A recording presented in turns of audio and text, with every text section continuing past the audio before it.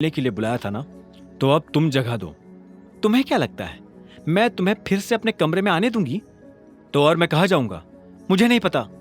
अनन्या ने दरवाजा बंद किया और दूसरी तरफ से चिल्लाते हुए बोली, नौकरों की जगह मालिकों के कमरों में नहीं, घर के स्टोर रूम में होती है। यह सुनते ही अभिनव को बुरा लगा, पर वो कर भी क्या सकता था। उसने बस बंद दरवाजे को देखा और हताशा से अपना सिर हिलाने लगा। उसे पता था कि उसे बाकी कमरों में भी कोई जगह नहीं मिलने वाली है, इसलिए जहां इस घर के नौकर सोया करते थे, अभिनव वहां चला गया। वहां उसे किस्मत से एक बिस्तर खाली मिला और अभिनव उस पर जाकर सो गया।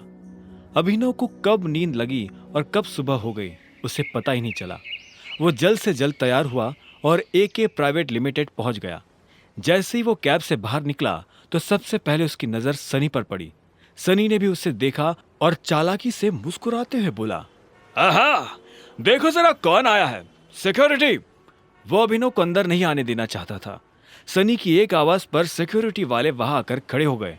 वो अकरम को फोन मिलाने वाला था, पर इससे पहले कि वो अकरम को फोन मिला पाता, इतने में एक सुंदर सी लड़की काली स्कर्ट और सफेद शर्ट में उसकी तरफ चली आ रही थी। उसने आते ही सिक्योरिटी वालों से कहा, तुम लोग जा सकते हो, ये मेरे साथ है। इतना कहकर उसने अभिनव की तरफ देखा। ये देख सनी के होश उड़ गए। उस दिन पार्टी में और अब यहाँ भी अभिनव ने सनी को गलत साबित कर दिया था। इससे पहले कि वो कुछ कह पाता, अकरम की सेक्रेटरी जेनी ने उसे शांत रहने का इशारा कर दिया था। अभिनव को सनी के चेहरे पर छाया मातम देखकर काफी खुशी हो रही थी। वो मुस्कुराया और जेनी के साथ निकल गया। आपको अकरम ने बताया कि मैं यहाँ क्यों आया हूँ? ये सुनते ही जेनी के कान खड़े हो गए। अभिनव जैसा आदमी जो यहाँ नौकरी के लिए आया था, वो अकरम को अकरम कहकर बुला रहा था। जेनी ने इस सवाल का कोई जवाब नहीं दिया। उसने अपने ऑफिस का दरवाजा खोला और अंदर चली गई।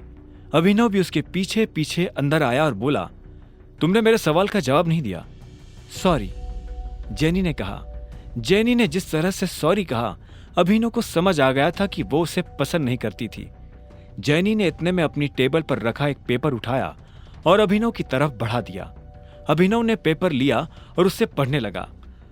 उस पेपर पर उन नौकरियों के नाम लिखे थे जो अभिनव कर सकता था। उसने लिस्ट पर अपना ध्यान लगाया और देखा कि उसमें कुछ नौकरियों के ऊपर स्टार बना हुआ था। उसने जेनी को देखा और बोला, ये यहाँ स्टार क्यों बना? ये स्टार इसलिए बना है क्योंकि इन पोजीशंस पर हमारे पास ऑलरेडी कोई ना कोई काम कर रहा है और हम इन पर नई भर्ती नहीं ले रहे हैं। तुम चाय लेना पसंद करोगे या कॉफी? मैं मैनेजर बनना पसंद करूंगा। अभिनव ने भी उसके सवाल का जवाब ना देते हुए कहा। ऐसे में जेनी बोली, लेकिन मैनेजर की पोजीशन पर पहले से स्टार बना हुआ है। आप पता है मुझे।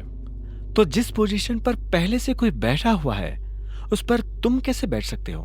तुम क्या उस एम्प्लॉय को कंपनी से बाहर करवाना चाहते हो?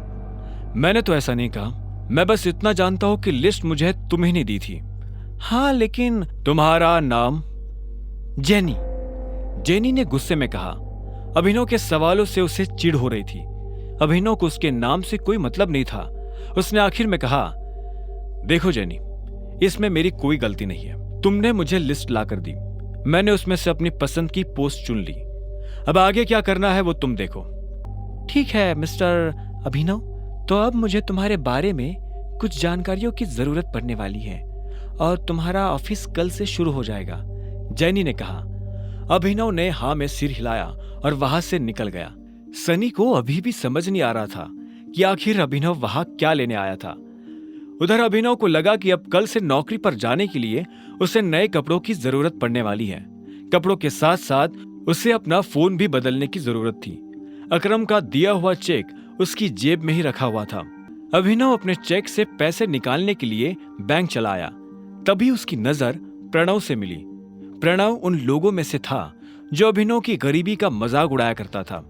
जैसे उसने अभिनव को बैंक के अंदर आते हुए देखा तो बोला, अरे वाह, देखो तो कौन आया है। प्रणव खुद एक बैंकर था। वो अरबपति तो नहीं था, लेकिन उसके पास अच्छी खासी दौलत थी। वो दिखने में भी स्मार्ट था। वो अभिनव को इसलिए जानता था क्योंकि अभिनव अक्सर इस बैंक में डिलीवरी के काम से आया करता था। हालांकि वो दिखने में अभिनव के आगे कुछ नहीं लगता था, लेकिन उसमें और अभिनव में एक ही फर्क था, गरीबी का। हेलो, मुझे थोड़े पैसे निकालने हैं, अभिनव ने कहा और प्रणव को चेक दिखाने लगा। प्रणव ने बिना चेक देखे कहा, चेक से? तुम्हें पता है ना, चेक से सिर्फ बड़ी रकम ही निकाली जा सकती है। मेरा अमाउंट बड़ा है, यहाँ काउंटर पर नहीं निकल पाएगा, इसलिए मैं मैनेजर से मिलना चाहता हूँ। ये सुनते ही प्रणव जोर जोर से हंसने लगा और बोला, तुम्हें उसकी जरूरत नहीं पड़ेगी, मुझे अपना चेक दिखाओ। अभिनव ने गुस्से में प्रणव को अपना चेक दिखा दिया। प्रणव ने बिना देखे अभिनव और बाकी लोगों की आंखों के सामने चेक फाड़ दिया। अभिनव प्रणव पर चिल्ला उठा, तुम्हारा दिमाग खराब है क्या? सिक्योरिटी को बुलाओ और इस आदमी को अभी के अभी बाहर निकलवाओ यहाँ से। फर्जी चेक लाकर बैंक वालों को बेवकूफ बनाता है। अभी पुलिस बुलाकर तुझे अंदर करवाता हूँ। आगे की कहानी जानने के लिए देखें अगला एपिसोड सिर्फ पॉकेट एफएम के यूट्यूब चैनल पर, और द रिटर्न ऑफ टाइगर के सारे एपिसोड्स को सुनने के लिए डिस्क्रिप्शन में दी लिंक से डाउनलोड करें पॉकेट एफएम ऐप।